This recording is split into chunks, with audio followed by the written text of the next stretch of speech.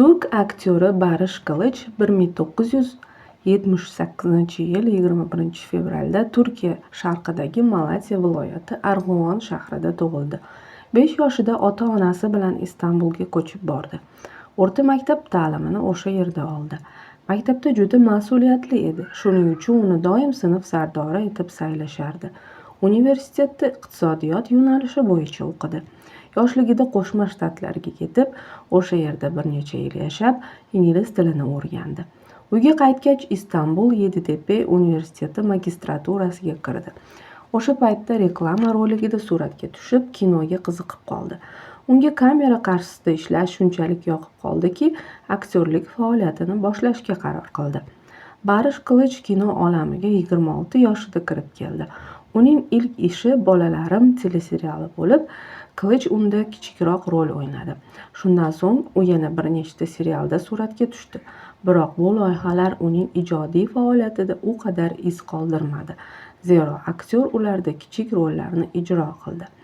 Barish Qilichni Ismini Fariha qo'ydim serialidagi Levent roli mashhur qildi. Unda Metin Chekmez, Chig'atoy Ulusoy, Deniz O'g'urov, Vohida Perchin singari aktyorlar suratga tushdi.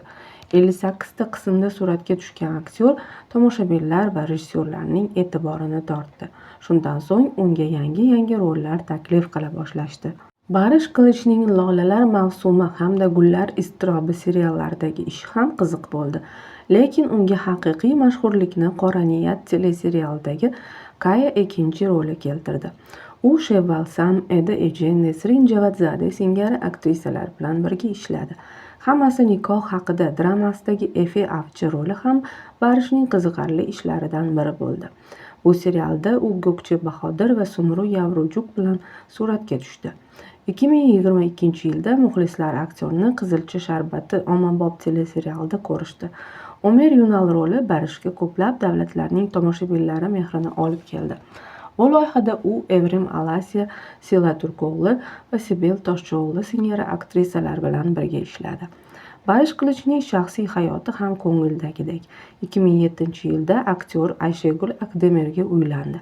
Uning kinoga aloqasi yo'q. Sayyohlik agentligida ishlaydi. Hozirda oilada 2 nafar o'g'il farzand bor: Botu va Emir.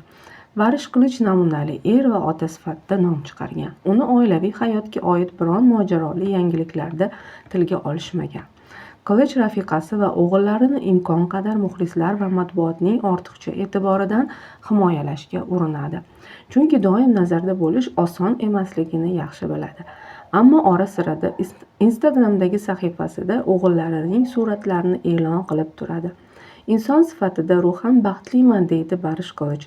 Xotinim va bolalarimni imkon qadar o'z taniqliligimdan uzoqlashtirishga urinaman. Bu ba'zan juda charchatishini o'zimdan bilaman, deydi u. Barish Qilich 2024-yilda ham kinodagi faoliyatini davom ettirmoqda.